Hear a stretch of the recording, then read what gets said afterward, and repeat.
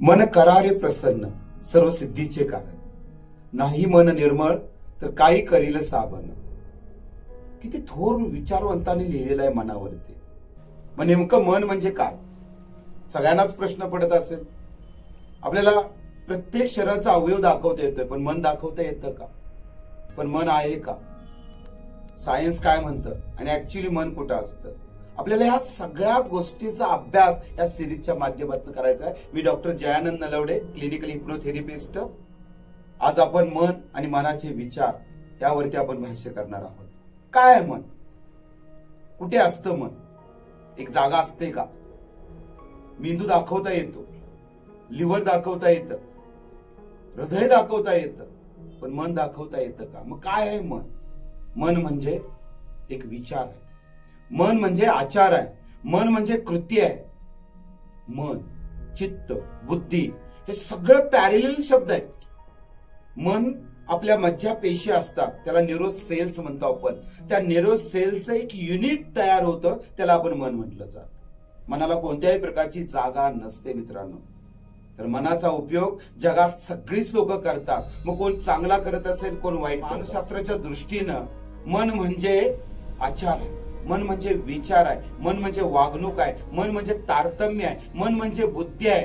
याच्या सर्वांचं एकीकरण म्हणजे मन आहे मित्रांनो. सर्व कार्य जे होतं आपल्या मेंदूमध्ये, ह्याच्या न्यूरो सायन्स किंवा न्यूरो मज्जापेशी, न्यूरॉन्स हे आपल्या मेंदूमध्ये असतं आणि त्याचं एक ट्रान्सफॉर्मेशन चालू असतं. मेंदूपासून शरीरापर्यंत आणि शरीरापासून मेंदूपर्यंत त्याचं देवाणघेवाण चालू असते आणि त्याचं एक युनिट तयार होतं, त्यालाच आपण मन म्हटलं वावगं ठरणार नाही. हा मनाचा कशा प्रकारचा उपयोग आपण करू शकतोय?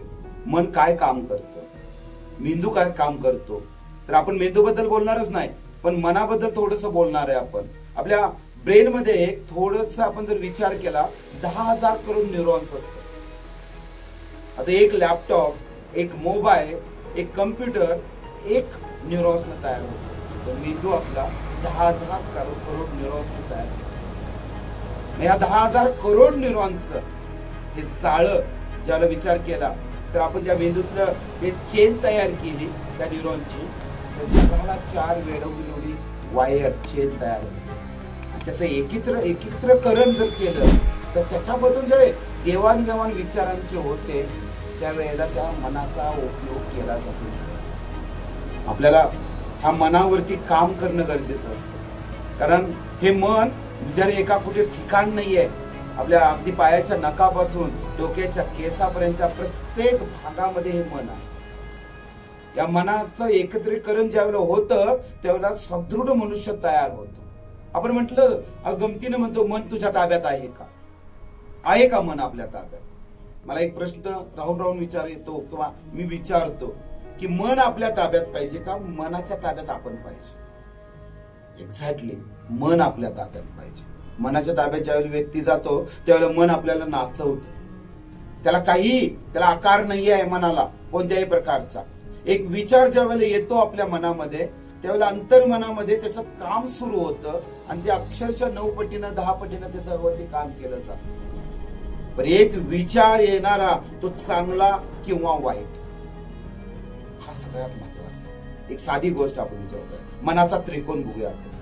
मनाचा त्रिकोण काय आहे? तर एक पहिला विचार आहे, थॉट्स आहे, दुसरा इमोशन्स आहे आणि तिसरा आहे कृती आहे.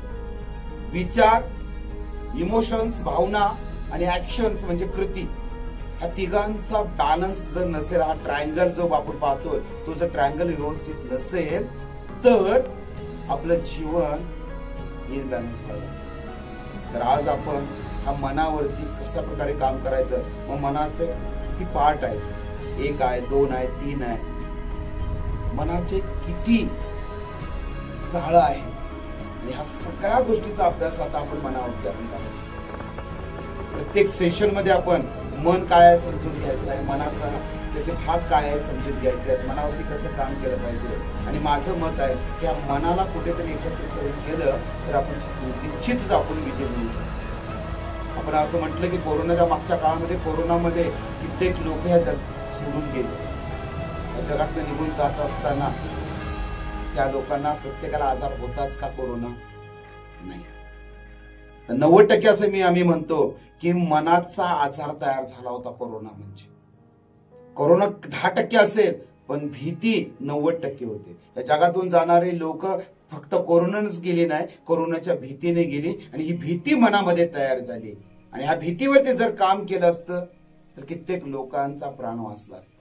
म्हणून आपल्या या सिरीजच्या माध्यमातून आपण इथून पुढे बाह्य मन काय काम करतं, अंतर्मन काय काम करतं, कशा प्रकारचं प्रोग्रॅमिंग त्या मनाला केलं जातं, आजार कसे तयार होतात, आजाराचे प्रकार काय असतात, म्हणजे शारीरिक आजार कोणते, मानसिक आजार कोणते, या सर्वांचा अभ्यास आपण आता करायचा. प्रत्येक सेशन मध्ये आपण बघूया की हे मन काय काम करतं, मनाचं कशा पद्धतीनं सिस्टीम असते, त्या सगळ्यावरती आपण काम करूया. चला तर मग पुढच्या सेशन मध्ये बघूया बाह्य मन आणि अंतर्मन. व्हिडिओ आपल्या मोबाईलवरती जर बघायचे असतील तर आपल्याला पहिल्यांदा चॅनलला लाईक केलं पाहिजे, सबस्क्राईब केलं पाहिजे, बेल आयकॉन दाबला पाहिजे आणि शेअरही केलं पाहिजे. व्हिडिओ वेळेत आपल्यापर्यंत पोहोचतील आणि आपण ह्याचा अभ्यास आणखीन सदृढपणे करू शकतो आणि एक चांगलं जीवन जगू शकतो आपण. चला लाईक, सबस्क्राईब आणि शेअर करा. धन्यवाद.